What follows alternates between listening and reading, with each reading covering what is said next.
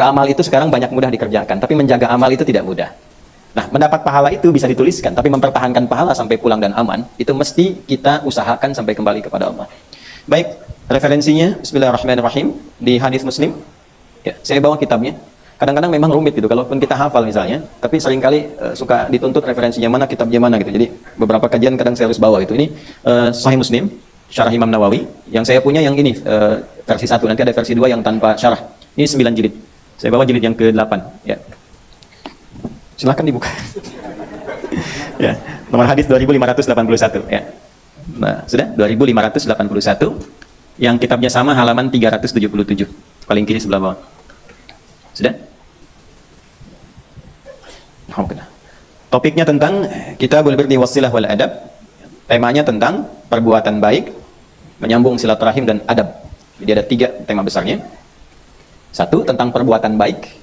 Nanti kita urai ya, sebelum ke hadisnya kita urai. Jadi ngaji hadis tuh bahas dulu tentang nama tema, setelah itu sanad, setelah itu matan. Jelas? Karena ulama itu kalau menuliskan nama kitab bahkan tema itu nggak sembarangan. Contoh kenapa hadis Muslim masuk kategori al-jami', tapi Abu Daud sunan. Sunan Abu Daud, Sunan An-Nasai, tapi ini jami'. Al-Bukhari jami'. Kenapa Imam Ahmad itu musnad? Ya, kenapa At-Tabrani itu mu'jam? Itu ada maknanya. Kenapa Bulughul Maram misalnya?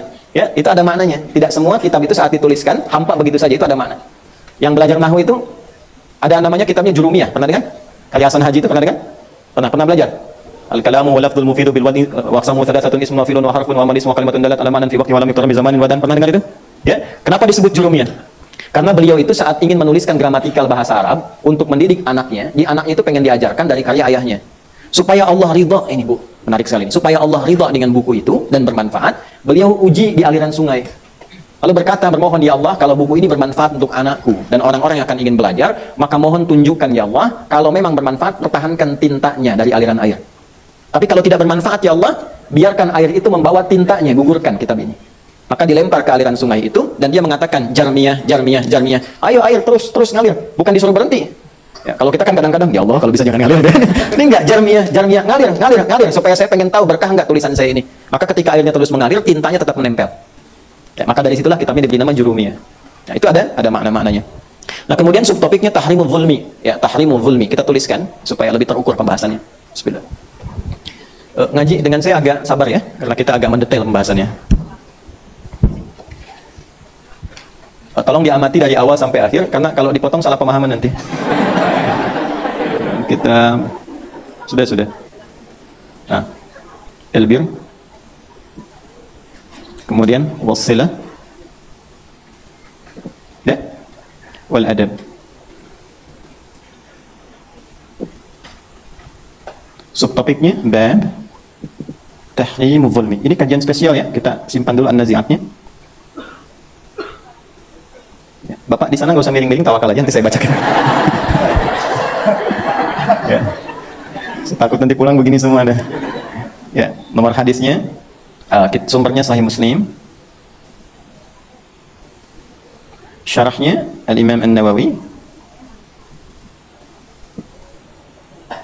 kemudian jilidnya yang ke-8, saya pakai angka Arab saja. Nomor hadisnya 2581, halamannya 377. Ya. Baik. Yuk kita lihat sebentar ya sebelum dibacakan hadisnya. Bismillahirrahmanirrahim. Kitab Al-Bir. Di topik-topik kitab jami itu dibukanya dengan kitab. Kalau kita memahami dari kamus standar, maka diartikan dengan buku. Kitab itu apa? Buku. Asalnya kitab itu sesuatu yang tersusun dengan rapi. Dari awal sampai akhirnya. Rapi, runtut. Sempurna pembahasannya disebut dengan kitab. Al-Quran, nama lainnya disebut dengan kitab, karena Al-Quran itu runtut, rapi, sempurna. Isinya dari awal sampai akhir tidak ada aibnya. Dalikal kitabul la raiba fihi hudal lil muttaqin. Turunan dari ini kataba yaktubu kitab kutiba. Kalau ada hukum disampaikan di Quran dengan menggunakan kata turunan ini, misalnya kataba atau kutiba, ini menunjukkan hukumnya berisi informasi yang sempurna aturannya, tidak ada cacatnya, terukur dari awal sampai akhirnya. Contoh, puasa Ramadan kewajibannya menggunakan kutiba. Ya ayyuhalladzina amanu kutiba alaikumus. Kenapa menggunakan kutiba? Karena ketentuan dalam Ramadan itu sifatnya sempurna, rapi. Sahurnya dilakukan kapan, puasanya kapan, bukanya kapan, urutan amalnya apa, tarawihnya kapan. Itulah sebabnya menggunakan kata kutiba. Paham sampai sini? Dibuka dengan menggunakan kitab, ini menunjukkan tema. tema yang akan diurai dalam pembahasan di buku saya ini berisi tema-tema yang tersusun rapi, terstruktur. Urutan hadisnya sesuai dengan topik-topik yang dibutuhkan. Anda tinggal rinci butuh apa, keluarkan sesuai dengan kepentingannya. Itu maksudnya. Karena itu di Sahih Al-Bukhari itu temanya menggunakan kitab. Contoh, itu 97 tema. Tema pertamanya kitab Bad'ul Wahyi, keduanya kitabul iman, tiganya kitabul ilmi. Topik ini membahas tentang iman. Isinya nanti ada subtopik, hadisnya jumlahnya 57. Anda perlu apa di situ? Misal, standar iman Anda itu sedang naik turun. Kalau sedang naik semangat, kalau turun terus bermasalah, malas-malas ibadahnya. Maka keluarkan di topik itu. Cari topiknya untuk menguatkan iman, keluarkan ayatnya, keluarkan hadisnya. Tunggangi itu sampai kita berubah kembali jadi naik. Itu maksudnya. Tema yang dibahas di sini, ini tema yang ke-45 kitabnya. Tentang albir. Albirru atau birrun itu sering diartikan dengan standarnya sesuatu yang baik atau kebaikan. Kita gali lebih dalam dulu ya, supaya lebih luas pengetahuannya. Baik, dalam Al-Quran, itu setidaknya ada 6 jenisnya. Ada berapa? 6. Satu, saya urai. Yang pertama ada tayyib. Apa? Kedua ada khair. Ketiga ada ma'ruf. Keempat ada ihsan, tadi yang kita bahas. Kelima ada salih. Dan keenam ada birrun. Sudah? Baik. Tayyib artinya baik secara fisik. Badannya sehat, tenaganya baik, tidak sakit, baik secara fisikal. Itu tayyib. Orang yang kurang sehat datang ke orang yang mengetahui tentang kesehatan, dokter bahasa kita, maka dokter itu disebut tabib. Tabib yang mengetahui kondisi badan supaya sehat. Makanya kalau kurang sehat datangnya ke rumah sehat. Ke rumah sehat. Ya disebut rumah sakit untuk tahu sakitnya apa lah, gitulah tabilnya. Nah, yang mengobati itu ya, yang berikhtiar mengobati namanya tabib. Jadi tabib itu bukan tukang obat. Ya, bukan tukang obat, tabib diserap ke dalam bahasa Indonesia tabib. Nah, kadang-kadang bahasa Indonesia itu nggak sama dengan bahasa aslinya. Ya, itu poinnya, ya. Tabib disebut tukang obat, padahal bahasa Arab tabib itu maksudnya siapa? Dokter. Nah, ini ditemukan misalnya di Quran surah kedua Al-Baqarah di ayat 168. Allah meminta kita kalau makan yang menyehatkan untuk tubuh. Tidak semua yang diinginkan dimakan. Kalau menyehatkan, konsumsi. Ambil dari yang halal dan thayyib. Ayatnya, ya ayyuhan nasu kulu mimma fil ardi halalan. Ini kata thayyib pertama dalam Al-Quran. Hei semua manusia dimanapun berada, silahkan berikhtiar minimal untuk mendapatkan kebutuhan fisikmu. Cari makan. Makanya para ayah ketika ingin bekerja, anaknya tanya, ayah mau kemana? Mencari sesuap nasi. Padahal yang dicari satu rice cooker, ya kan? Dan seterusnya. Nah, para ayah yang bekerja, maka bekerjalah dengan cara yang halal. Jangan dengan gunakan ketentuan yang menyimpang. Halalan. Berarti dari yang halal, misal dapat 10.000 itu belikan yang thayyib, yang sehat untuk fisik, yang baik untuk digunakan. Jelas? Itu diantara satu tafsirnya. Nah, ini kesehatan. Thayyib, fisik yang kuat dan baik. Tapi kadang begini, ada orang yang sehat, kuat, fisiknya bagus, tapi secara sifat belum tentu baik. Tubuhnya bagus, baik, sehat, tapi sifatnya belum tentu baik. Kan ada juga kan orang yang 2 kali puasa, 2 kali lebaran nggak pulang-pulang padahal dia sehat kan? Ya, namanya thayyib padahal. Nah, ketika fisiknya itu baik, sehat, bagus, diiringi dengan sifat yang baik, sifatnya baik, maka menunjuk pada sifat baik itu namanya khair. Khair. Ya, jangan sampai pakai jas, pakai dasi bagus, tapi pencuri juga misalnya. Ya. Bagaimana caranya? Tampilannya bagus, baik, tapi sifatnya pun mulia. Jujur itu khair. Sabar itu khair. Rendah hati itu khair. Jelas? Kalau sifat ini dipraktekkan dalam bentuk sikap, jujur itu sifat. Tapi ketika ada usaha orang lain menyogok Anda, lalu Anda tolak ya dengan cara yang benar dan baik, maka itu menjadi sikap. Praktek dari sifat khair, prakteknya disebut ma'ruf ketika menjadi sikap. Ini sifat, ini sikap. Jelas? Apakah semua yang sikap baik itu diniatkan karena Allah? Belum tentu. Ibu sayang anak itu memberi perhatian pada anak ya, karena Allah atau karena cinta? Ayo ngaku. Maaf ya, Bu, tunggu sebentar. Ini yang paling jujur nih dari suami. Para suami yang hadir di sini, ya, sayang pada istri itu karena Allah atau karena cinta istri? Ayo. Karena Allah. Yakin?